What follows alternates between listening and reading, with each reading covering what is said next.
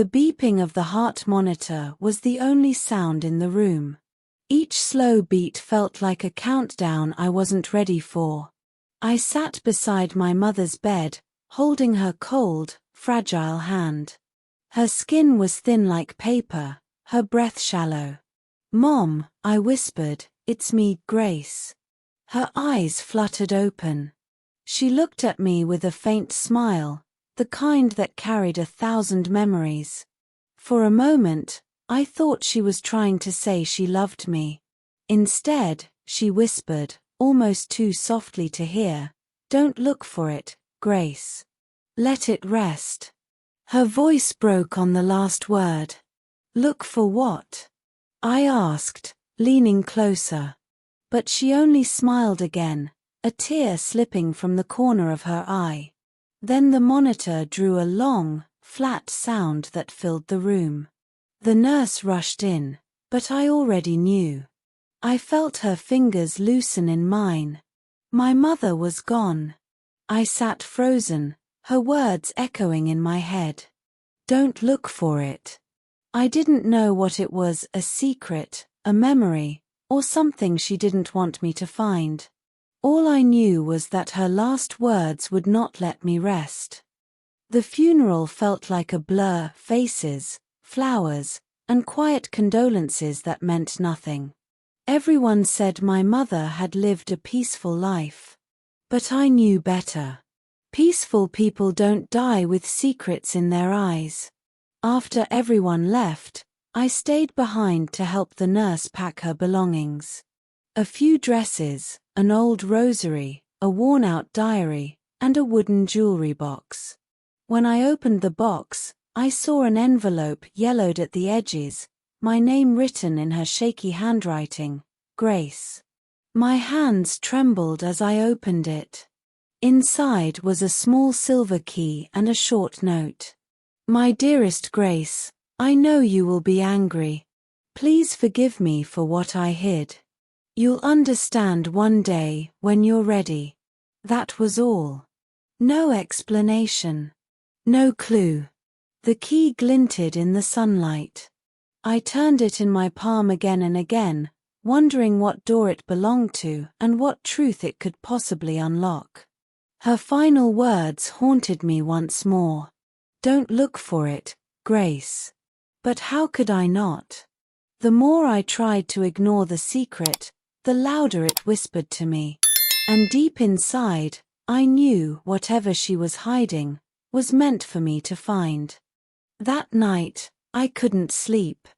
The letter lay beside me on the bed, the small key shining faintly in the moonlight. I kept hearing her voice, "Don't look for it, Grace." But she must have known I would. Maybe that's why she left the key. As I stared at the ceiling, memories began to surface.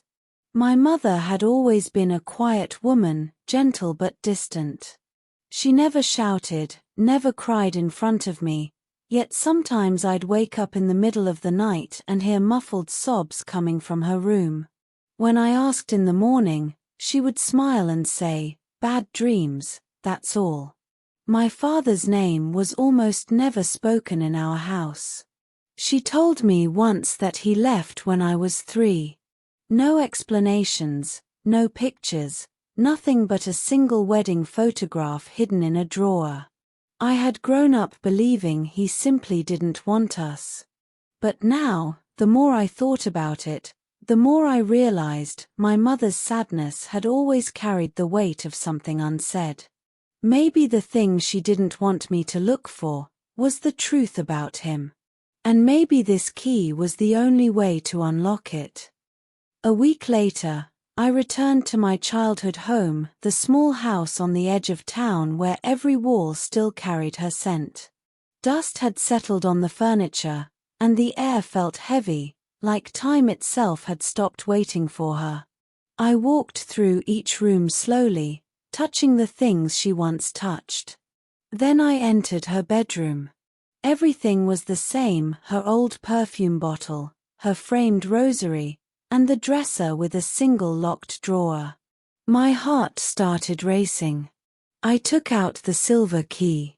It fit perfectly. Inside was a small wooden box wrapped in an old scarf. I unwrapped it with shaking hands.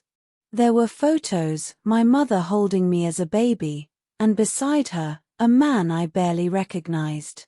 My father. He wasn't the man who abandoned us. He looked kind. Alive. Beneath the photos were letters, dozens of them, all addressed to her, stamped from a state prison. My hands went cold as I read the first line. My dearest Anna, I don't blame you for what you did. Taking the blame saved my life. I will never forget your sacrifice. My breath caught.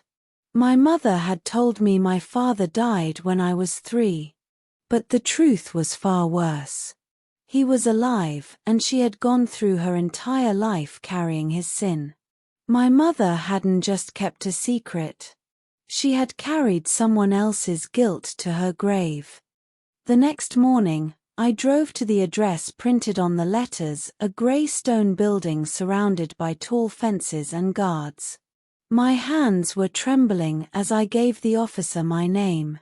After what felt like hours, a man walked into the visiting room. It was him. The man from the photographs, older now, his hair white, his eyes tired. But when he saw me, something inside those eyes softened. "Grace," he whispered. I couldn't speak. My throat burned with anger and confusion. "You're alive," I finally said. "She told me you were gone." He nodded slowly. I asked her to. "Why?" I demanded. "Why would she lie to me all my life?" He sighed deeply. "Because she wanted you to grow up believing your father was a good man. I wasn't. I made a mistake years ago, one that could have destroyed everything. She took the blame so I wouldn't spend my life here. But after that, she couldn't face you with the truth. Tears filled my eyes. She saved you, and she paid the price for it." He looked down. "She saved me," he said quietly. "But she loved you more than herself." I left the prison with tears streaming down my face, clutching the letter she left for me. For the first time, I understood what my mother's last words truly meant. Love can protect, but it can also imprison. That night, I sat by the window holding my mother's last letter in one hand and my father's prison note in the other. The city lights outside blurred through my tears. I read her words again, slowly this time. "Please forgive me for what I hid. You'll understand one day, when you're ready." I finally understood. She hadn't wanted me to look for it because she didn't want me to find her pain.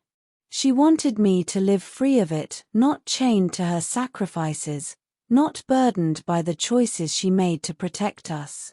She carried the guilt so that I could carry peace. All my life, I had mistaken her silence for distance. I thought she didn't trust me, didn't love me enough to be honest. But now I saw the truth. Love doesn't always speak. Sometimes it stays quiet so the people we love can live without the weight we carry. I pressed the letter against my chest and whispered, "You didn't lie to hurt me, Mom. You lied to protect me." For the first time since she died, I didn't cry out of anger or regret. I cried out of understanding and forgiveness. A few days later, I went back to the cemetery. The morning was quiet, the air still heavy with the scent of rain. I walked slowly between the rows until I reached her grave, a simple white stone with her name carved neatly across it. I knelt down and placed a single white rose on the grass. For a long time, I said nothing. I just listened to the wind, to the rustle of the leaves, to the sound of my own heartbeat. "Mom," I whispered, "I found it. Not the secret you tried to hide, but your strength." Tears filled my eyes, but this time they weren't from pain. They were from peace. I understand now, I continued softly. You didn't want me to find what you buried. You wanted me to find who you were, a woman who gave up her happiness so I could keep mine. The clouds shifted, and a beam of sunlight fell across her name. It felt like an answer, quiet and warm. I smiled through my tears. Rest now, Mom. I'm not angry anymore. I'll carry your love, not your guilt. As I walked away, I heard her last words in my heart once more, not as a warning, but as a blessing. Don't look for it, Grace. Let it rest. Sometimes, a mother's last words aren't secrets. They're wishes for peace. If you liked this story, please like, share, and subscribe.